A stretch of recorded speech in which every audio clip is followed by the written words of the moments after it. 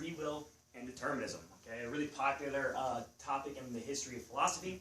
One that's kind of fun to do, but we'll see if we can't get through most of these parts very quickly. Okay, the base of the question is this. All of us know our past affects us, who we are, puts us in certain situations to this point right now. And so how we look at the past generally is this kind of linear thing. You can't go back and change it. Things that have happened have already happened.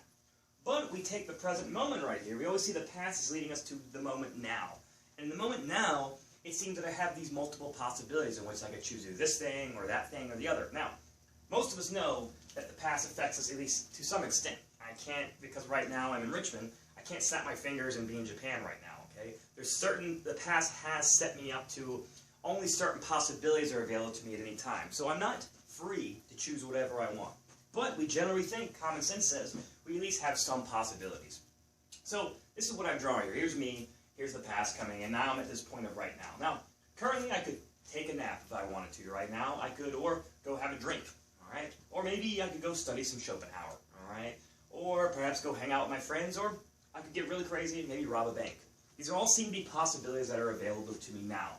Now, what the problem of free will and determinism is going to talk about is how strong is that connection, our past, is connected to where we are right now. If it's a weak connection, then that's how most of us think, is that it somehow puts us in certain situations, but we're free to choose out of those possibilities it gives us. On the other hand, if it's a strong connection, as we'll see, hard determinism, which we're about to talk about, believes it is, that this kind of choice here, these set of possibilities I can choose from, is only an illusion. Actually, it feels like I can choose, but really the past has already set up what it is that I am going to choose. All those past moments up to this point have already set me to choose, let's say, today I was going to be a dork and I was going to go and study Schopenhauer. Okay? Even though it looked like I had this choice, it was really an illusion, and all my past experiences have already pushed me to going this way. I really didn't have a choice. Now, how the determinist is really going to take a look at this is basically say this. If you could go back to that exact moment that you chose to, let's say, in this case, study Schopenhauer, okay? If I were to go back to that exact moment and do that, everything being the same to that moment, the determinist says the outcome would always be the same. Now, remember what he means is this. It's not like you go back and, okay, you may be thinking, okay, well, I had these different desires, but I could have easily chosen my desire to take a nap, and perhaps it might have been stronger, okay? But remember, those desires would have been the same, okay? So the reason you chose Schopenhauer over a nap, all those reasons up to that point would still be the same. Your thought process would be the exact same. Every single thing would be the exact same. We would go right to the point right before you chose. According to the determinist, if every single thing in your mind was the exact same, all thought process, everything being the same, you would have done the exact same thing. You could not have done otherwise, okay? And this is what they're going to try to show us, is that, and the thing is, you cannot change the past. You can't go back and change. The past is always what it is. And so at every moment, the past is pushing us and making our decisions for us. We feel like we're doing it, but really, if we were to go back, and if we could do it all over again, it would happen all over again. The only way you would get a different outcome if you could change the past. And of course, can you change the past? The hard determinist says no way. And so this problem of determinism is kind of sets up how we philosophers now define free will.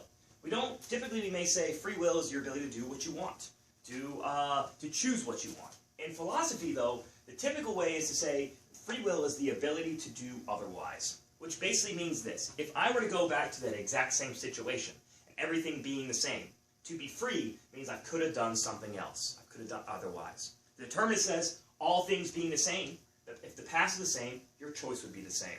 As we'll see, people who believe in free will will say, all things being the same, you still could have done something different. Now, we're first going to set up the different deterministic arguments. There's a lot of them, but all of them have the same result. You don't have free will, okay? But the ones that try to set up free will and say, and argue against determinism, will also have to explain then how is it that you're free, and the past could still be the same. How could you get a different outcome, even though everything leading up to it was the same? How can you describe this ability to do otherwise? Okay, and that's the dilemma of the problem of free will and determinism. Okay? So, now let's move on to talk about the types of hard determinism. As you'll see, we describe it as hard. I'll typically say determinism, okay? But we use it to distinguish between the theory we're going to talk about in a second. All right? Soft determinism. Now, there's all types. One of the most famous I call divine determinism, and probably for the West is where it comes from in the longest sense, or in the longest historical sense. Aristotle talked about this. The Middle Age philosophers talked about this. Basically this idea. if God is all-knowing and knows everything that you are going to do, okay, which as we look at the middle-aged Christian philosophers, they would have believed. God is all-knowing, all-powerful, and all-good, okay? Could you surprise God? Could you do something that God wouldn't know about? Now, it seems if he is truly all-knowing, you couldn't, okay? That everything you've already done, God already knows. You know, I think about being a kid and looking in the mirror when I was thinking about it. It's like, how does God know I'm going to do this or that, you know? And like, how would he know these trivial things I was trying to bring up? But if he is all-knowing, we mean absolute knowing, okay, knows everything, he would know all the little things, even the most trivial things that I've done. So that means that I really cannot surprise him. Therefore, in every situation, could I do otherwise than what God knows I'm going to do? It seems it would be impossible, because if I could, God wouldn't know it. So what we're seeing, if God is all-knowing, the problem tends to be that you would not be free. The problem with Christianity is there is this other idea that you are free. Not only is God all-knowing, you're somehow free.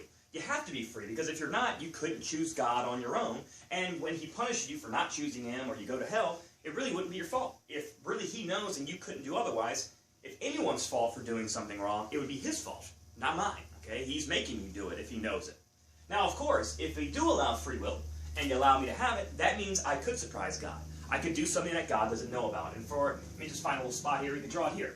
Now, a lot of people talk about this. Say, wait a minute, God maybe knows that you have this choice and this choice, but you get to choose it. He knows which way you go, maybe he knows which way you're inclined to go, but in the end, you still get to pick it. All right? Now, that's fine, but that's not all-knowing. Okay? If he was all-knowing, he would know exactly every time which one I would pick. Even though he knows I'm inclined to maybe go A, but I pick B, he would be, oh, I didn't know he was going to do that. Okay, now, does God ever say that? Of course, according to the belief that he is all-knowing, he wouldn't.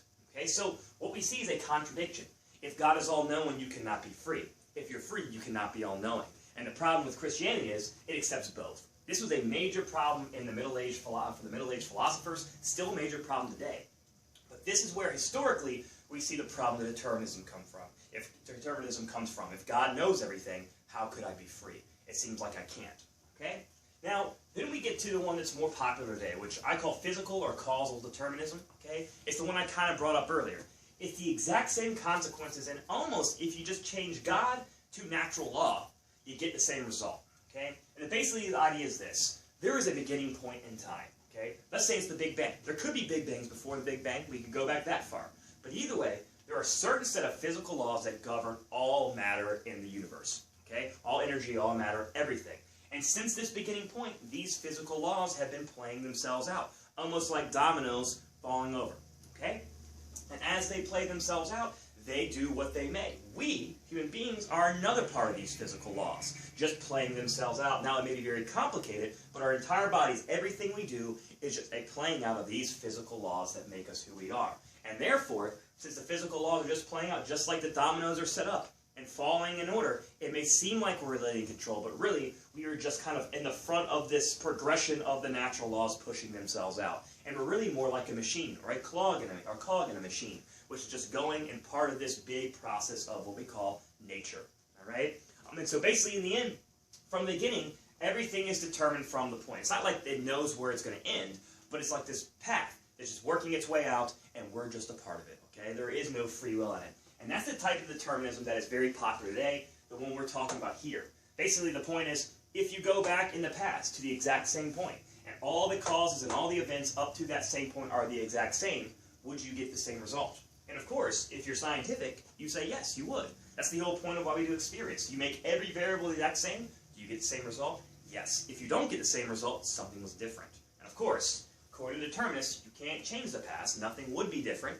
Therefore, the result would always follow the same thing you chose before over and over again. Okay? So that's physical or causal determinism. Some of you, actually before you do that, one other way to really think about it is a professor of mine, Professor Norp at James Madison University, used to call this determinism simpliciter, a simplified version of this. And basically says, imagine you're in a room like we are in right now, okay? This room right here, all right? And in this room is the universe. It represents, there's nothing outside the room. And let's say, theoretically, we know all the fundamental laws of nature that are governing this room, okay? We also know the position of every single particle that exists in this room at time, let's say, t1, okay? According to this, hypothetically, if we knew all that information, we could predict with 100% accuracy what would happen at time t2. If we knew all the natural laws, and we knew all the particles and their position, we would know exactly what was going to happen to them at the next moment. So even though it's impossible to ever know these things, that is what the determinist is saying. That if you know all the things and what's going to happen before an event, and all the natural laws that go into it, you could predict what would happen next. Therefore, you have no free will. You are just a kind of product of this natural law. All right? That's what is another version of this, an easier way to think about it. Okay, now some of you may have also heard of what I call social determinism, and this we'll just be quick about. It's basically the idea that who you are is made up of your genes and your environment. Some of the naturalists, like Richard Dawkins and some of the others, really early on pushed this type of idea in their careers.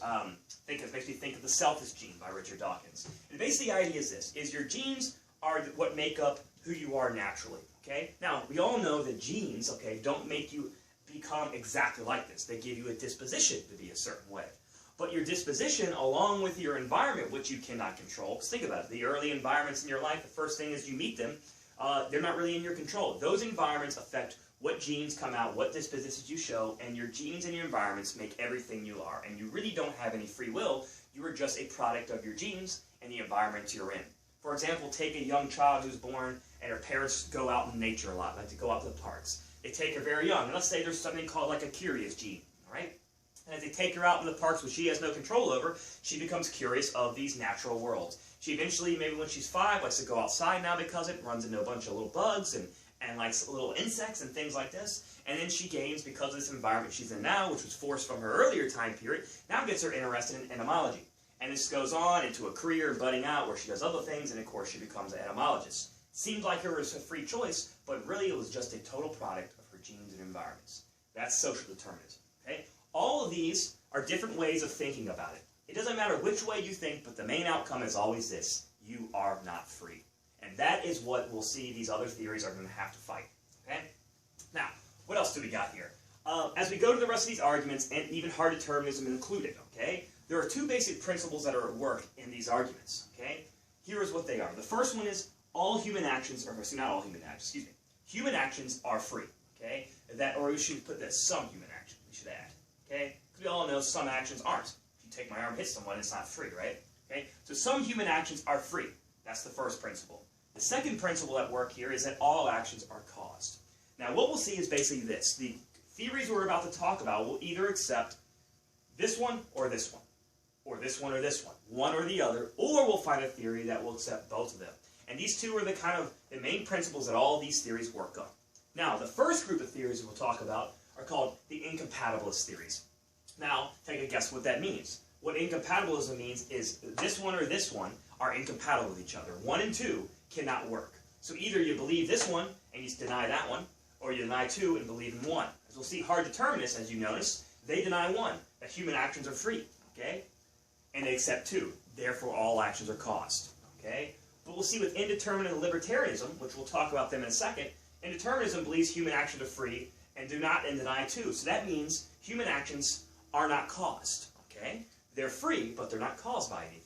The libertarian is going to say something very similar, and we'll talk about them at the end. But then there's a compatibilist theory, which, take a guess what that is. That 1 and 2 are compatible.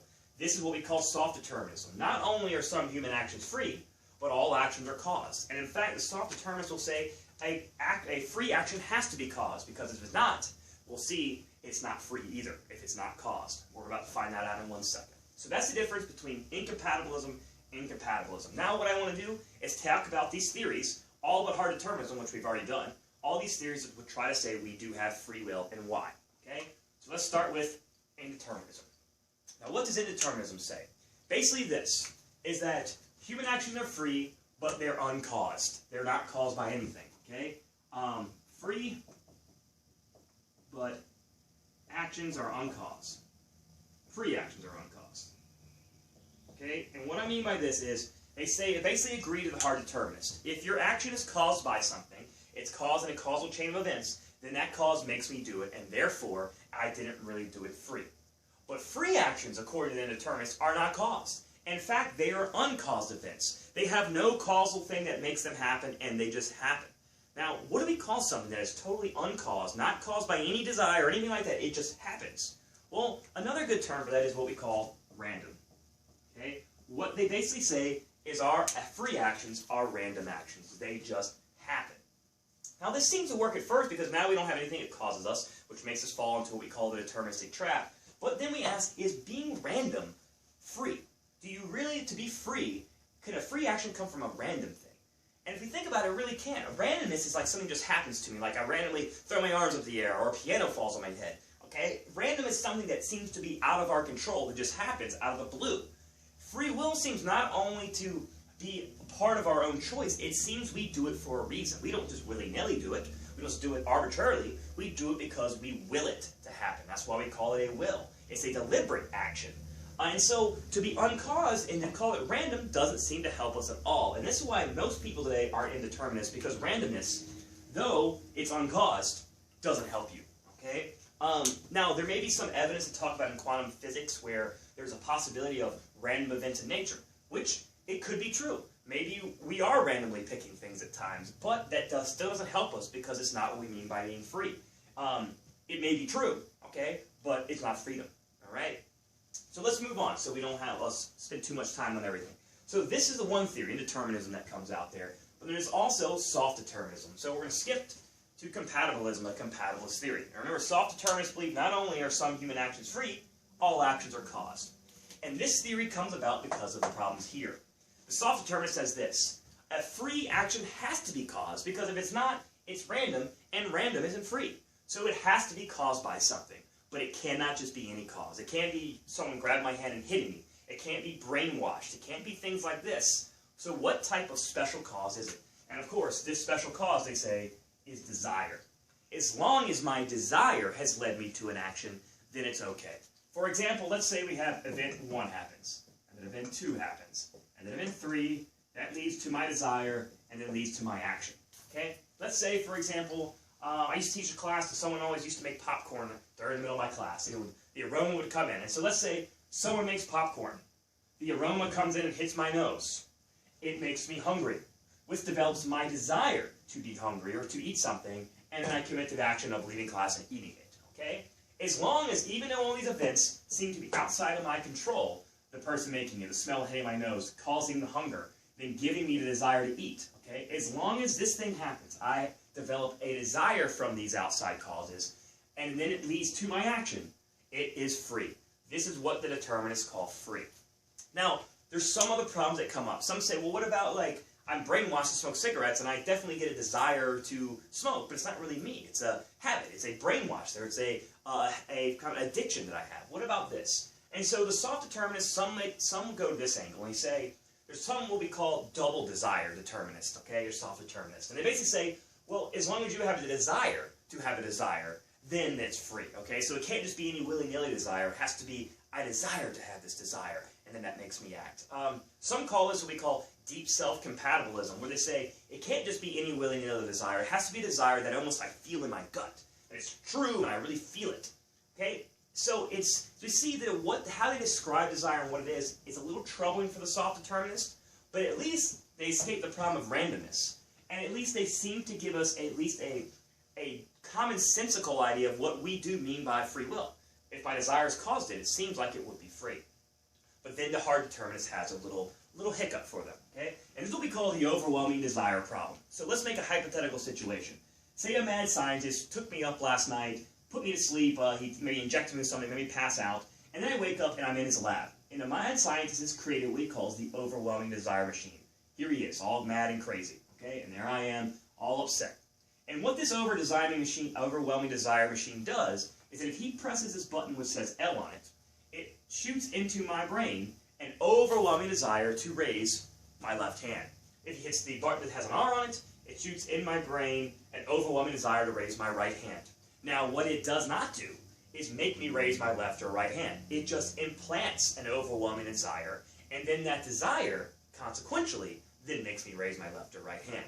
So the question is this: when he presses this left button and it implants an overwhelming desire for me to raise my left hand, did I raise my left hand freely? Of course, we think about it, no, because he is making he is the one who's giving me this desire. The desire is not mine. It comes from an outside source, him. Even though the desire caused me to do it, it really wasn't me. It's really like someone grabbing my hand and hitting you with it, okay? It wouldn't be free. Now, what is the hard determinist trying to say here? What they're saying is basically this. If we go back to here, this event's outside my control, this one's outside my control, and this is outside my control, which gives me a desire which I didn't really make happen. The desire comes from something that was caused that wasn't me, something outside of me, which then makes me act. There's no difference between this and this situation. The smell and all the aromas, I wasn't really in control of. Therefore, my desire, which erupted from these events, really wasn't mine. It was a cause of something outside of me, and that caused my action. So really, though the soft determinist is trying to make desire leads to free will, it really doesn't, because our desires aren't really ours either. And therefore, soft determinism, according to the hard determinist, doesn't have free will, and therefore falls back into their trap. It's something that keeps causing over and over, or if we go back, we couldn't have done otherwise. Okay? Now, there's some of the soft determinists that talk about, well, it depends on your definition of could and what you mean. Basically, the soft determinist says, if you could change your desire, then you would have done a different action. Okay? You're right, all right? But the problem is, according to the hard determinist, you can't change the past. You can't go back and change your desires, which we've already seen before. So the soft determinist is, even though it's a popular idea, it still seems to fall into that trap. Now finally, let's talk quickly about another popular theory called Libertarianism. This is not the same theory as the political theory, okay? So don't confuse it with that. Libertarianism basically says this, is that we have another theory which is an incompatibilist. So it believes that we are free and not all actions are caused. So somehow they create a way that we are free, yet our action is uncaused. Well, how do they do this? And what they say is that we have this special ability called agency. What does it mean to be an agent? It basically is our ability to freely choose things, okay? It kind of looks like this. Imagine here's the past going to this point. But at this moment, we hit a dilemma, a fork, with many forks. And we have all these possibilities, like the A, B, C, D, or E. At this moment, this agency, which is not caused by anything, but not random, as they say, okay, takes in all these different possibilities and pushes them out before me, and I'm able to freely pick this one or that one, uncaused and not random in any way. Now, the really strange thing about this is,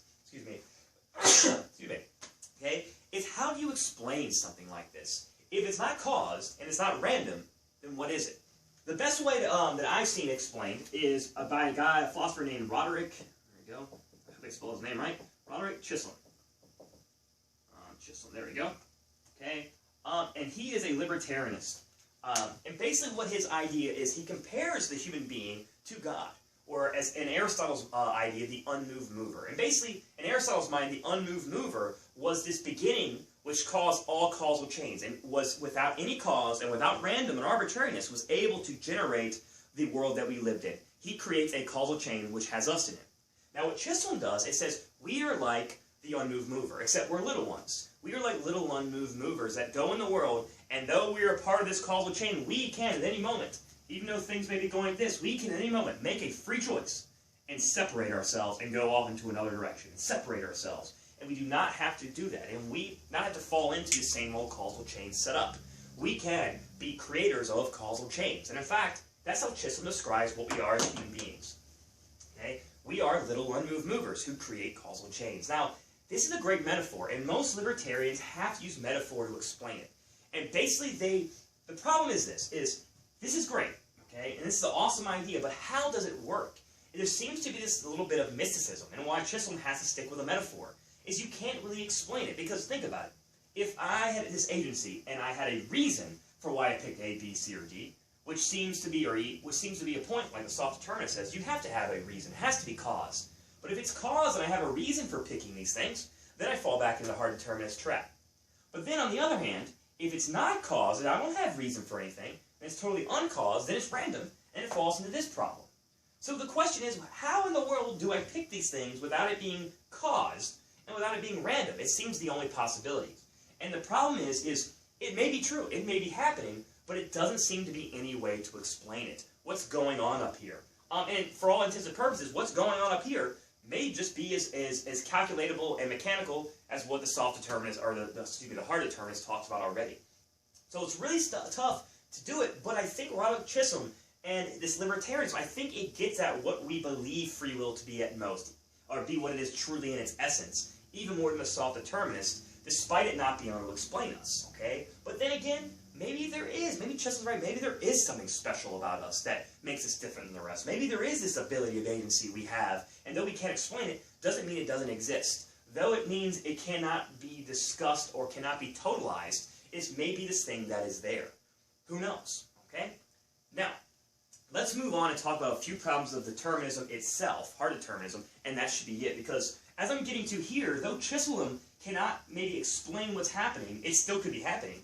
There's something about the determinists, though they want to keep hammering in our heads that, hey, this is what's going on. I have proof, scientific proof of this is happening. They try to sound very scientific. They may be in a very mystical situation just as much as Chisholm is here. And one of the first problems of, we'll put HD here, of hard determinism, okay, is what I call the problem of falsification, okay? Now, falsification, the idea was developed by Karl Popper, John Popper, not the harmonica player, Karl Popper, in the 40s and 50s. And it was an idea in science already, but the basic idea is he wanted to show the difference between pseudoscience and real science, okay?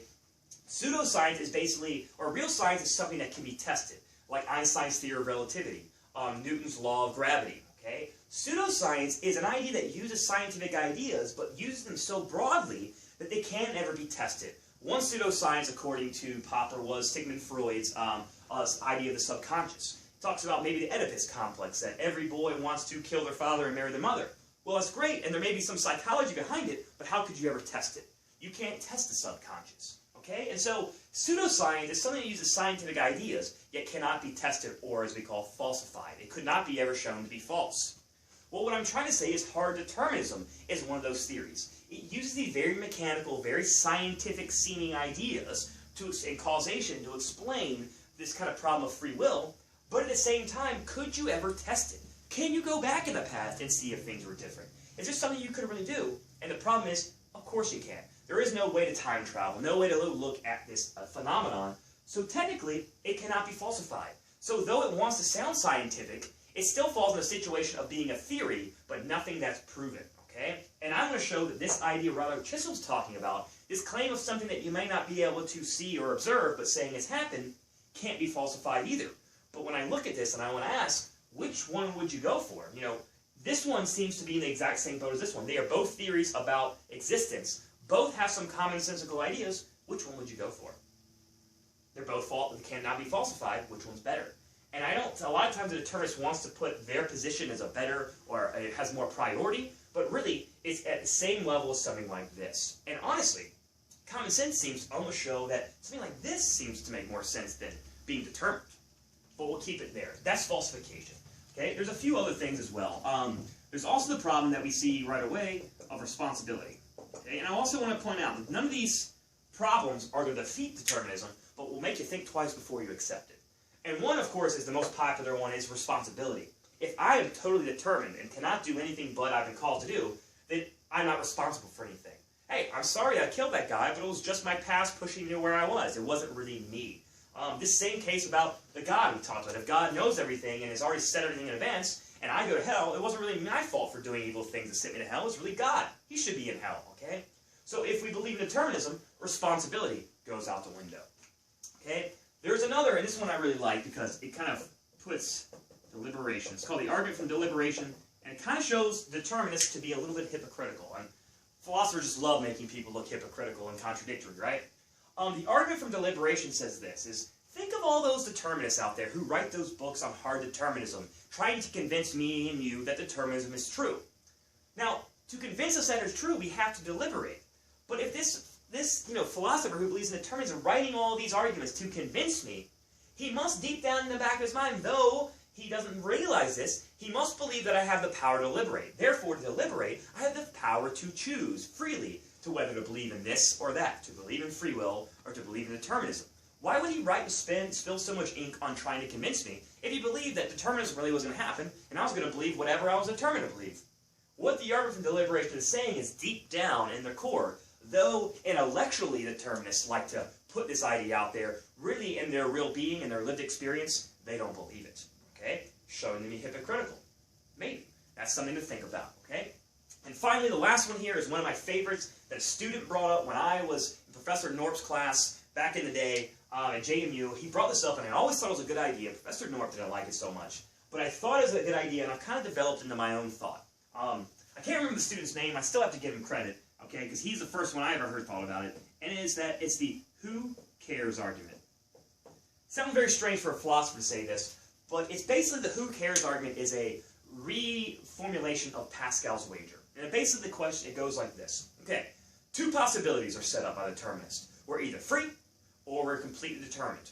Now, if we're completely determined, I can't help to do what I do. So if I believe I'm free, I was determined to believe I'm free. Okay? But if I'm free and I spend my life believing and thinking that I'm deterministic, then I'm going to completely push away a lot of my choices and my freedom, believing I'm determinist. But all the while, even though I believe this, I'm really free.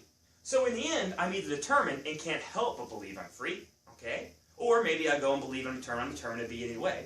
Or I'm really free, and I could either be free and choose, or spend my time worrying about determinism. Which way are we better off? And the who cares argument says, why don't we just believe we're free? Because if I believe I'm free, then, and I really am free, then great. I'm making free choices, I'm living my life. But if I'm not free, I'm determined, yet I believe I'm free, then either way I couldn't help but do it. I was determined to be that way. So which way are you better off believing? Believing you're free or believing you're determined?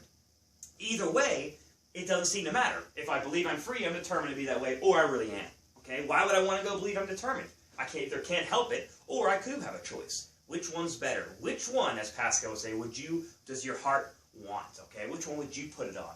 And I would say, I think I'm going to side with free will on this one. And maybe perhaps libertarianism, or something like self-determinism. Though, if you haven't noticed, I seem to have a affinity for this idea here, okay? But, and as quick as I can, without making this video any longer, this is the rundown of the problem of free will. If you have any questions, please send me an email. Other than that, I'll see you next time on a philosophical lecture shorts. Thank you.